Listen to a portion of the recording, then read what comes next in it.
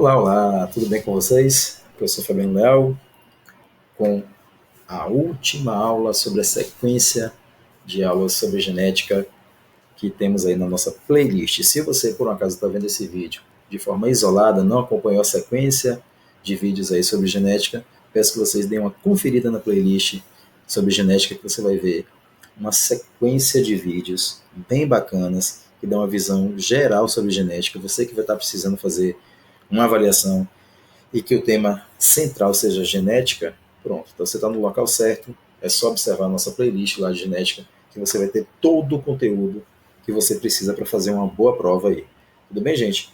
Então, peço que vocês se inscrevam no canal, que vocês ativem as notificações aqui no sininho, deixe seus comentários, tá, de como você acompanhou essa aula aí, essas aulas, de como você entendeu, se foi bacana, se foi válido você ter assistido esses vídeos. E se foi válido, eu peço que você compartilhe com seus amigos, também seus colegas de escola, né, seus amigos aí que querem aprender um pouco mais sobre genética. Então, é um local bem bacana para você aprender aí sobre esse assunto e sobre outros assuntos relacionados também às ciências, que a gente vai continuar postando os vídeos aqui no nosso canal. Peço também que vocês acompanhem o nosso Instagram. Lá também a gente vai movimenta com enquetes, peço também sugestões de aulas a vocês por lá. E aí seria bem bacana que vocês pudessem também observar nosso Instagram. E o link deixarei aqui na descrição do vídeo. Tudo bem, galera? Vamos lá. Herança e sexo. Parece que eu deixei o melhor para o final. Olha só. Galera, é o seguinte. A gente sabe que muitas características podem ser passadas de uma geração para outra, claro, né? E a genética estuda isso. Mas tem umas que são específicas quando se refere a homem ou mulher, quando se refere a macho ou fêmea, se a gente estiver considerando aí os animais. Então, fique comigo até o final, que você vai ver muita coisa interessante nessa aula. Primeiro, a nossa primeira aula foi sobre tipos de reprodução lá, e eu só vou recapitular rapidinho alguns conceitos, mas peço que você dê uma conferida lá também, para que você possa entender um pouco mais sobre os tipos de reprodução que existem. Então, os tipos de reprodução são assexuada e sexuada. Não vou detalhar nenhuma das duas, tem no nosso vídeo lá sobre tipos de reprodução bem explicadinho para vocês. Vou deixar aqui no card para que vocês possam clicar ao final dessa aula e assistir esse vídeo lá também. Olha só. Então, gente, o que vai interessar para a gente aqui vai ser a reprodução sexuada. Só que indivíduos que fazem reprodução sexuada podem ser hermafroditas ou monóicos, ou pode ter sexos separados, também chamados de seres dioicos. Então, olha só, como também tem indivíduos que a formação do sexo, masculino ou feminino, não vai depender de fatores genéticos, e sim de fatores ambientais, como a temperatura, por exemplo. Então, temos exemplos aqui dos crocodilos, né, em que baixa temperatura, ou seja, vai determinar sexo feminino, ou seja, crocodilos fêmeas, e temperatura acima de 30 graus, lá do ambiente onde os ovos vão estar sendo chocados, né, vamos colocar assim, vai determinar indivíduo do sexo masculino. Já as tartarugas é o contrário.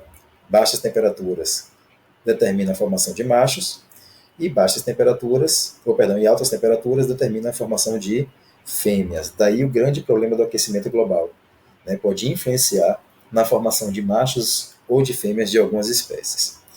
Tudo bem? Então, visto isso, vamos lá. Galera, olha só. Determinação do sexo na maioria dos mamíferos e dos seres humanos. Como é que vai ser? Não vai ser por fatores ambientais, vai ser por fatores genéticos. Então, nós temos cromossomos que vão determinar se o indivíduo vai ser homem ou mulher. E em alguns animais, se o indivíduo vai ser macho ou fêmea. Nós chamamos então esses cromossomos, né, de cromossomos sexuais, de heterocromossomos. Tudo bem. E o sistema que nós utilizamos, né, que faz parte, na verdade, do organismo humano, é o sistema XY, que também pode ser encontrado também nessa determinação de sexo, também em moscas, né, drosófila, em peixes, humanos e mamíferos de modo geral.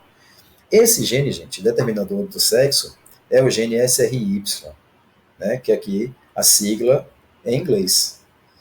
Então, o que é que ocorre? Indivíduos que são XY, são indivíduos do sexo masculino, indivíduos que são XX, são indivíduos do sexo feminino. Então, XY homem, XY mulher. Então, o que é que ocorre? Aqui a gente vai ver que algumas características são exclusivas de homem, algumas características são exclusivas de mulher, algumas características genéticas atuam de uma forma, os genes determinam, atuam de uma forma em homem e de uma forma diferente na mulher, um mesmo gene. Então, isso se dá por quê?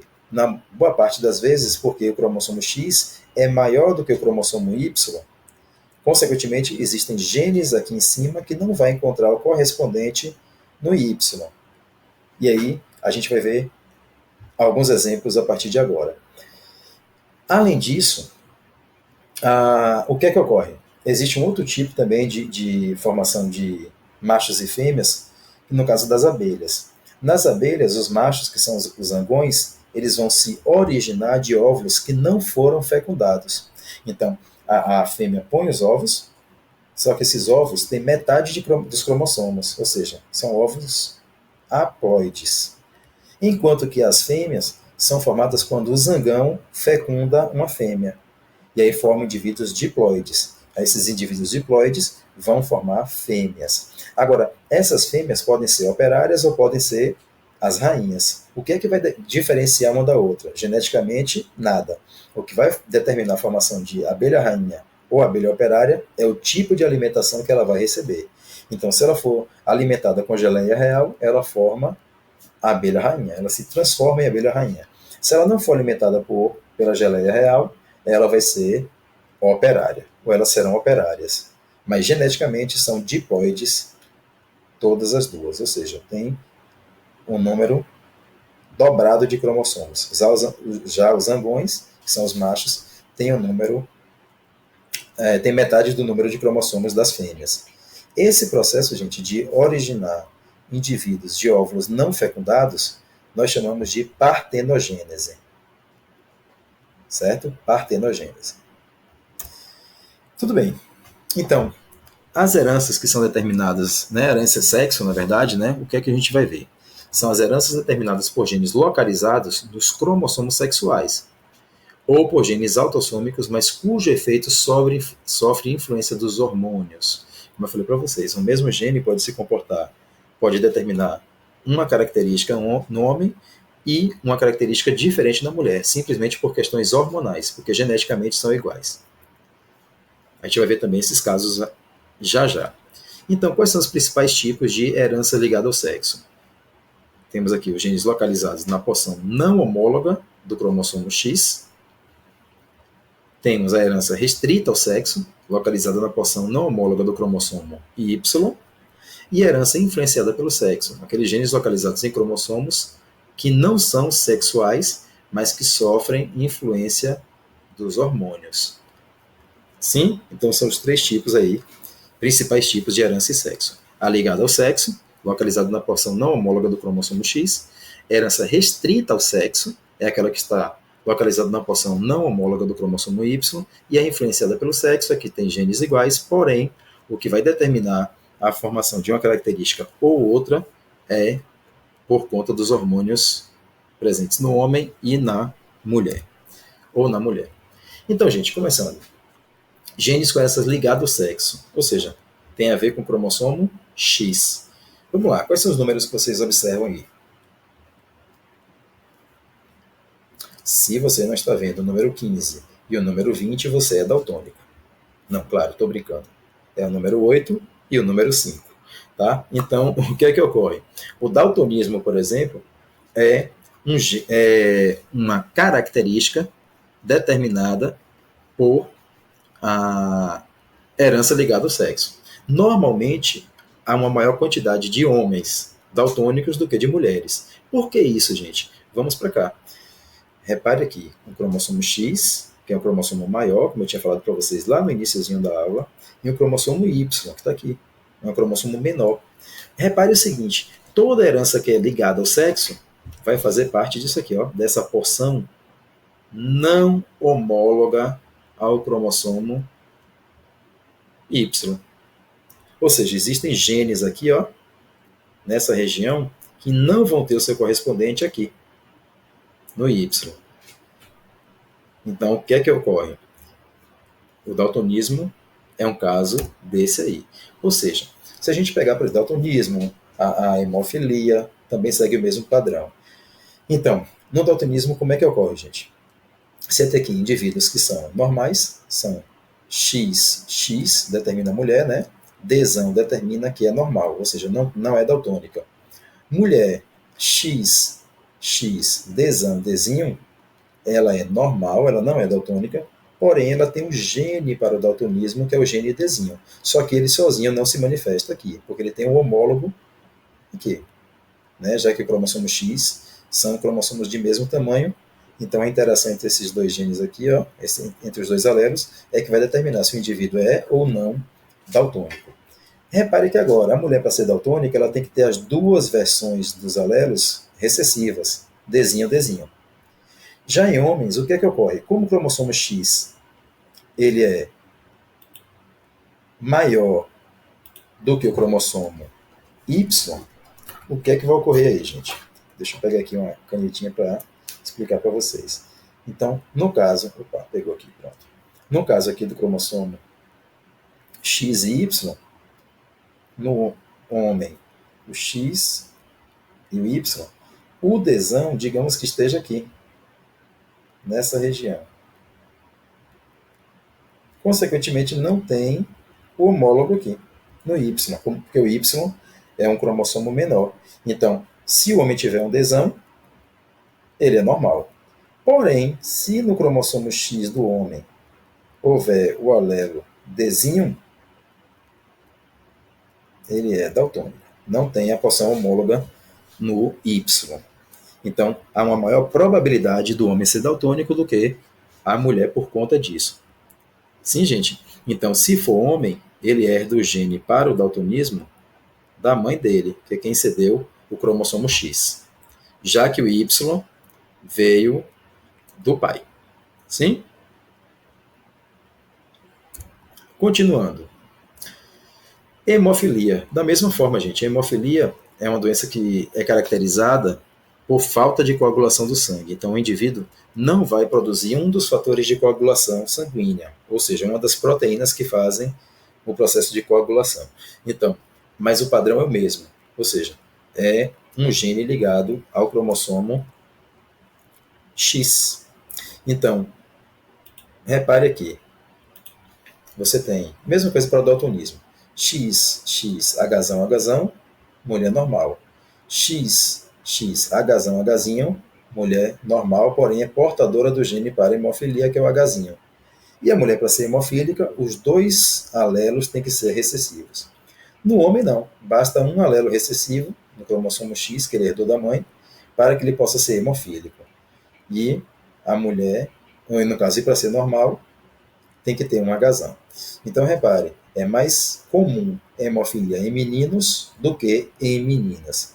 Quem é hemofílico não tem que evitar ao máximo se expor a situações em que pode causar algum tipo de sangramento ou ferimento, porque um simples local ferido pode fazer com que o sangue possa sair em grande quantidade do corpo desse indivíduo, porque há uma falha na coagulação sanguínea. Tudo bem. Outro tipo agora. Herança, no caso, né, os genes humanos com herança restrita ao sexo, que é ligado ao cromossomo X, ou cromossomo Y, perdão, chamados então de genes holândricos. O que é isso, gente? No caso, a herança restrita ao sexo, a gente tem aqui, ó, genes localizados na porção não homóloga do cromossomo Y. Ou seja, aqui vai estar ocorrendo apenas em homens. Por exemplo, a hipertricose auricular, que é isso aqui. Né? O pelo na orelha aqui, ó, em grande quantidade. Então, isso aqui é uma hipertricose. Hiper significa acima. Trico significa pelo. Auricular, porque está na aurícula, que é na região da orelha. Então, isso aqui é uma característica exclusiva de homens, porque está ligado ao cromossomo Y. Da mesma forma, né, tchauzinho, Oi, tudo jóia? Então, da mesma forma, os genes com a expressão limitada pelo sexo. O que quer dizer isso, gente? Não são genes que estão nos cromossomos sexuais. São genes que todos possuem. Porém, a manifestação em homem ou em mulher vai depender de fatores hormonais. Então, por exemplo, né, a produção de leite. Aqui, ó, pegando exemplo aqui de uma vaca, produção de leite vai ser dado por conta de fatores hormonais. Então, por exemplo, lactina, né, que é por exemplo, o hormônio que vai estimular, né, a produção de leite, é comum em mulheres, não tem em homens. Então, mesmo que nós tenhamos esses genes, nós não vamos produzir leite, apesar de termos glândula para isso, mas a gente não vai produzir leite porque a gente não tem esse hormônio, certo, gente? Então é dado por uma ativação hormonal aí. Então, no caso, isso seria o quê? Os genes com expressão limitada pelo sexo, certo, gente? Por conta de fatores hormonais. Perdão. Genes humanos com expressão influenciada pelo sexo. Então, são genes também autossômicos, só que vão também sofrer influências sexuais, por hormônios, né? Sexuais. Então, vamos lá. Pegando aqui o exemplo da calvície. Atormenta um bocado de gente aí, né? Então, o que é que ocorre? São três genótipos aí. Cesão, cesão, cesão, cesinho, que é o heterozigoto, e cesinho, cesinho, que é o homozigoto recessivo. Olha só, o homem, para ser calvo, ele tem duas possibilidades. Ou seja, basta ele ter um gene cesão para ele ser calvo, né? Então, para perder cabelo. A mulher, para ser calva, basta uma possibilidade. Só tem uma possibilidade, que é ser cesinho, cesinho. Mesmo assim, a calvície em homem e em mulher se manifesta de forma diferente. A calvície no homem, se for cesinho, cesinho, ou se o homem for cesão, cesinho, perdão, é uma calvície bem, ah, bem leve. Se o homem for cesão, cesão é aquela calvície logo que antes dos 25 anos de idade ele já perde praticamente todos os cabelos aí, né? Então a calvície em mulher é diferente. A calvície em mulher é uma calvície que simplesmente o cabelo cai e fica ralo, mas não deixa a mulher careca, tá? Como fica em homens. Então repare que isso aqui tem um fator também hormonal que envolve a queda de cabelo, que no caso seria a testosterona, que é o hormônio masculino. Então, a mulher para ser calva, basta ser cesão, cesão. O homem para ser calvo, ele pode ser cesão, cesão ou cesão, cesinho. Por isso que existe uma maior quantidade de homens calvos do que mulheres. Sim? E repare que quando é heterozigoto, que é esse caso aqui, cesão, cesinho, a calvície se manifesta ainda de uma forma ah, diferente, né? Ou seja, é isso aqui que determina, ó. Cesão, cesinho, o homem é calvo, a mulher não. A mulher só vai ser calva se for cesão, cesão. Tudo bem? Então, galera, a gente finaliza a aula sobre herança e sexo. Queria que vocês também compartilhassem com seus amigos, com seus colegas, que estejam precisando também de entender um pouquinho mais sobre esse assunto. Espero que eu tenha contribuído. Aqui a gente encerra uma série de aulas sobre genética. Estou falando aqui porque, né, considerando que existe uma série de outros vídeos relacionados à genética que está lá na playlist. Então, quem gostou, indique para os amigos. Quem não gostou, indique para os inimigos. Um grande abraço e até a próxima.